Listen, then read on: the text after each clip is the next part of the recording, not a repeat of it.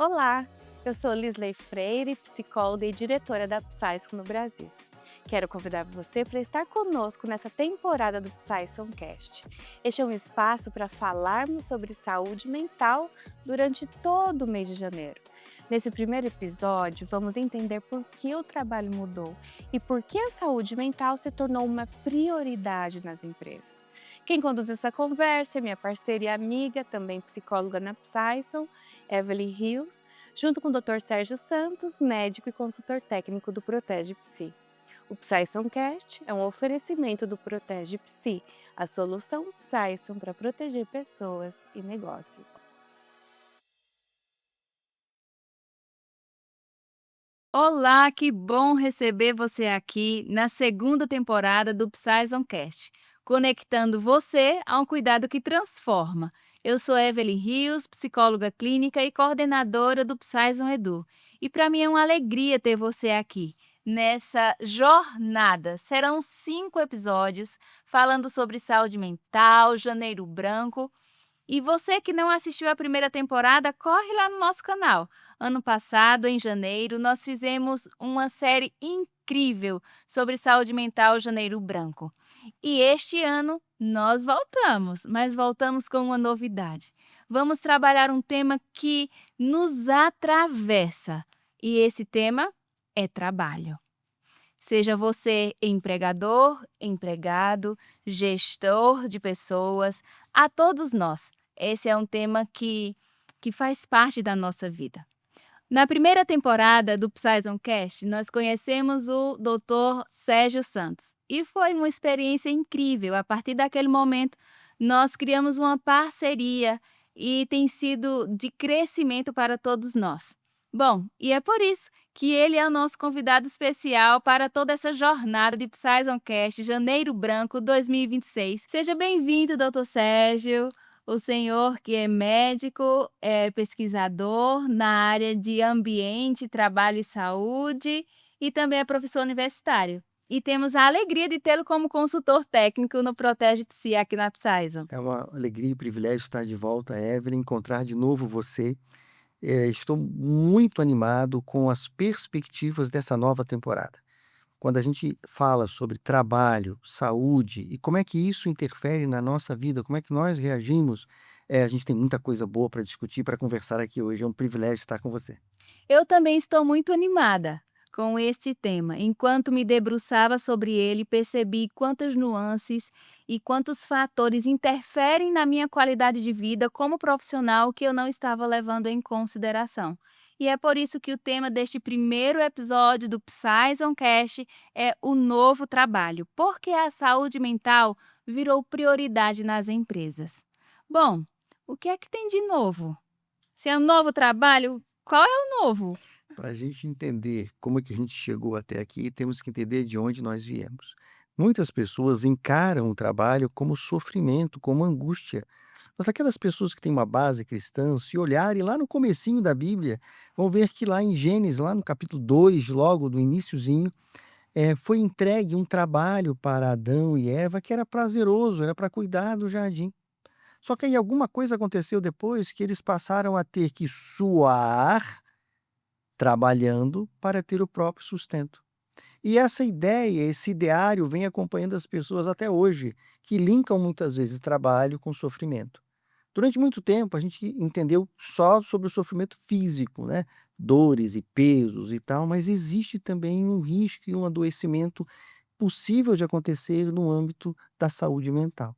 E é esse foco que a gente vai trabalhar a partir de agora. A gente pode traçar uma linha do tempo, historicamente, sobre o significado desse trabalho. Começando ali da pré-história, quando ele, como o senhor falou, ele tem uma conotação de sobrevivência.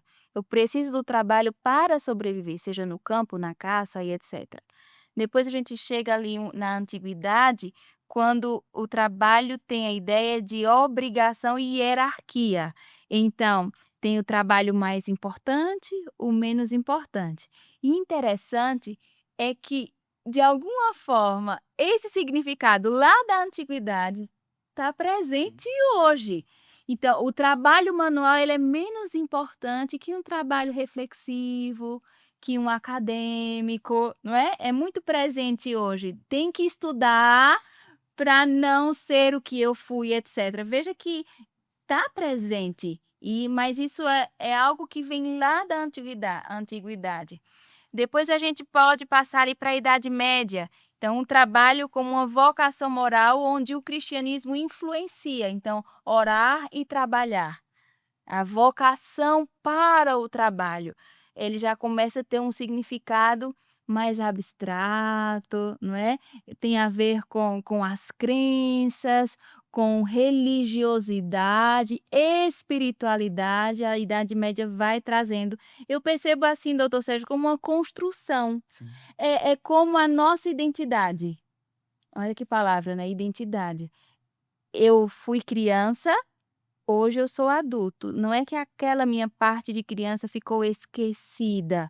Ela continua de alguma forma aqui dentro. Mas hoje eu tenho que administrar todos esses significados, não é? Para lidar melhor, para ter mais saúde, qualidade de vida, etc. Essa sua fala é perfeito. Você trouxe para nós a construção do que são a organização e os processos do trabalho ao longo da história e como o trabalho tem o poder sobre a nossa vida. Muitas vezes a gente se identifica, quem é você? Não, eu sou o doutor Sérgio. Não, eu não sou o doutor Sérgio, eu sou o Sérgio. Eu adquiri o ser médico ao longo da minha jornada. E a gente vai colando isso em nós e o risco é que isso pode se transformar em bagagem. E aí eu estou levando uma bagagem a mais, e será que essa bagagem é necessária que eu a tenha em todos os momentos da minha vida? Então essa organização dos fluxos, dos processos de trabalho, fez muitas vezes que o eixo de mais-valia fosse desviado. E aí, sendo esse eixo de mais-valia desviado, eu passo a colar a minha vida no significado do trabalho. E com isso eu deixo de viver, na verdade. Incrível, eu acho que o senhor está dando spoiler. Mas é isso mesmo. No final, a gente vai chegar aí, porque é um fator de adoecimento e que muda o significado desse trabalho, e por isso a gente está chamando ele desse novo trabalho. Na idade aqui, ó, no Renascimento, na pré-modernidade, é isso que o senhor falou do trabalho como uma ascensão social. Então eu preciso dele, do doutor, para ter uma importância nessa sociedade, não é? Então, já psicólogo tem que olhar para todos os lados, doutor Sérgio. É aquele pai, aquela mãe que o filho tem que ser doutor, tem que fazer direito, medicina, porque é algo que vai trazer validade para a pessoa. Durante muito tempo isso foi hegemônico, o que dominava era isso daí, né. Havia gerações que diziam, abre aspas: "Olha, eu vou dar para você tudo que eu não consegui ter". E muitas vezes a gente não estava falando de ter de relações, nem às vezes de ter econômico, mas alguma coisa que passou a ter significância para aquela comunidade, para aquela família, para aquela vida ali.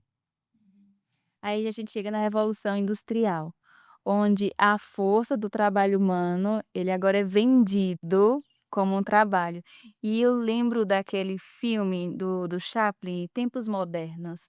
Eu acho aquele filme incrível, quando ele começa a fazer tá apertando Sim, algum momento parafuso. repetitivo ali. Isso, e aquilo já não tem sentido, ele não sabe para que é, quem vai comprar, nem o produto final, mas a mão de obra, o trabalho, o esforço dele que é vendido. E ele só continua, e tem uma parte do filme, né, que ele sai assim, Isso, isso. não tem sentido. E aí quando começam as leis trabalhistas e todas essas discussões sobre a alienação no trabalho, como lidar com isso, é uma discussão que se abre ali na Revolução Industrial e muito pertinente, que chega até os nossos dias, Verdade. né, chega até os nossos dias. Aí nós chegamos no século XX, quando o trabalho tem a conotação de identidade. Veja que ele vai sendo construído, ele não chega de paraquedas.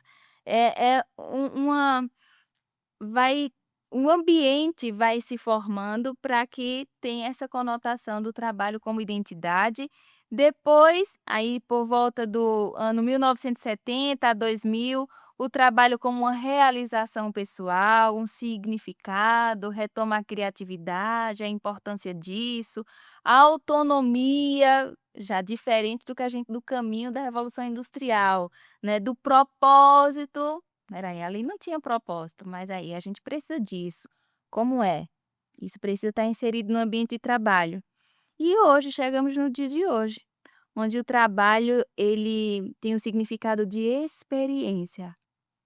As gerações, mais recentes, geração Z, a própria geração A agora, passam a dar claramente para nós, no mundo do trabalho, essa sinalização. Então você tem empresários que têm vagas para as quais não conseguem contratar, porque a experiência oferecida é ruim, a significância é ruim, a escala é antissocial.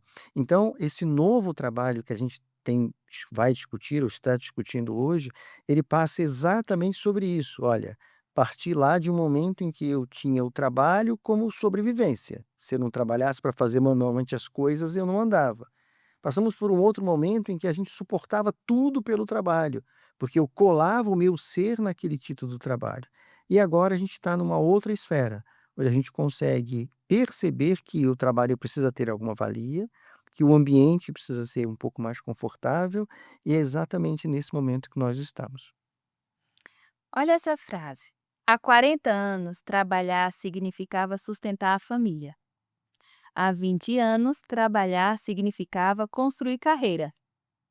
E hoje, o trabalho significa performar, entregar, aparecer, resistir e, às vezes, sobreviver emocionalmente. Que coisa, né, como o cenário se coloca. Então, o trabalho ele deixou de ser apenas uma fonte de renda, ele passa a ser identidade. Sim. O significado muda completamente. Nós hoje temos um novo trabalho.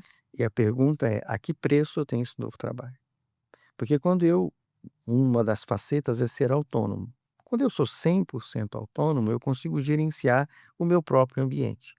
Mas como será que a gente se comporta, ou como será que são as minhas reações quando eu estou num ambiente que é gerenciado por outro? Com as condições do trabalho, elas são definidas pelo dono da empresa, pelo líder da empresa, pelo gestor da empresa. Então, como que eu consigo correlacionar essa necessidade de ter uma identidade com esse ambiente cuja construção pode ser a mais variada possível? Essa é uma equação difícil de se resolver. Então vamos conversar agora sobre os fatores, alguns deles que perpassam o trabalho. Eu separei um, doutor Sérgio, que é a identidade e a autopercepção, que é esse ponto que o senhor trouxe. Quando eu sou o que eu produzo, ou eu sou a marca. Então, eu valho o que eu entrego. Como o senhor percebe isso? Então a gente tem um mito, né, que é aquele mito de matar um leão por dia, que está no ambiente do trabalho aí. E muitas vezes as pessoas esquecem que este ato, ele foi um ato único e heróico. Ele não era um ato do cotidiano. E para nós agora virou, olha, um ato a cada dia você tem que matar um leão, e isso é insuportável se a gente parar para olhar do ponto de vista comportamental. Que eu já acordo pela manhã sabendo que eu terei de produzir, terei de entregar. Quando a gente olha do outro lado das metas, né, quem é que define essas metas? Então a gente tem até um meme, né, que diz que quando eu alcançar a meta eu dobro ela. Então a gente tem vivido sobre muita pressão. Essa pressão obviamente vai alterar a minha resposta a este ambiente, e aí por conta disso a gente acaba tendo aí algum resultado dessas reações vai acontecer, né. E o impacto disso na construção ou reafirmação de crenças disfuncionais, que vão impactar diretamente no meu adoecimento mental. Sim. Então, se eu não faço, se eu não entrego, então isso está falando de mim. E a gente passa a ter menos-valia, Uhum. Quando o trabalho define quem eu sou, quando eu falho no trabalho, então vira uma falha em mim. verdade. E isso é adoecedor. Quando a gente pensa na construção de crenças que regem nossa vida. Porque o meu comportamento, a minha emoção, ela vem a partir do que eu acredito sobre mim. Então, se eu acredito que eu não tenho valor, eu vou me posicionar no mundo como alguém sem valor. E se isso depende da entrega que eu faço, do que eu produzo, não é o que eu faço, é o que eu sou. Então tem o que eu sou, que é diferente do que eu produzo. E aí a gente percebe qual é o impacto que este ambiente do trabalho tem na minha vida. Muitas vezes a gente até lembra que passa mais tempo no ambiente de trabalho do que em casa. E muitas vezes os empresários estão preocupados em se eu levo alguma coisa da minha casa para o trabalho, quando na verdade o fluxo é o contrário. É quanto de peso eu estou levando do meu trabalho para a minha casa. É quanto da menos-valia nesse exemplo que você deu, eu experimentei, é que eu vou estar levando para minha casa, onde eu também tenho que me desempenhar lá enquanto pessoa. Então a gente percebe que este ambiente acaba sendo importante para definir como eu vou me comportar no meu dia a dia e como serão as minhas reações. Uhum. Outro fator que interfere na nossa qualidade de vida, saúde mental, é a rotina e estabilidade. O senhor trouxe sobre a quantidade de trabalho. Quem hoje tem um trabalho? Sim, sim. São muitos trabalhos. Enquanto tiver horário disponível para colocar mais trabalho, nós colocamos mais trabalho. E eu percebo que isso também está transversalizado pela cultura de consumo. Então, eu posso até ter uma jornada de trabalho, mas eu quero outra, que isso vai impactar no meu sono, isso já não vai me deixar com a rotina clara. Então, tem um dia que eu tenho tantas horas, outro dia eu tenho tantas horas, não tem uma constância, não tem a hora de comer, não tem a hora de dormir, não tem um limite, o limite do tempo. Não, eu vou até aqui, que é outro ponto com a tecnologia, Sim, home office. verdade. Mistura tudo, então não tem limite, é a casa que é o trabalho que é a casa, tá tudo junto, não tem mais privado e público, e isso interfere. Eu já vi pessoas mães, por exemplo, que optaram por fazer o trabalho home office para poder cuidar dos filhos. Bom, então neste momento a pessoa está dando uma autodeclaração de assumir dupla jornada. Então essa dupla jornada certamente vai ter um peso no seu desempenho. O que dizer, por exemplo, das jornadas prolongadas, como você citou? Uhum. Uma jornada prolongada com escalas não muito bem definidas, ela vai interferir na qualidade do sono, que é fundamental para poder fazer o backup e estar pronto para produzir mais no próximo dia.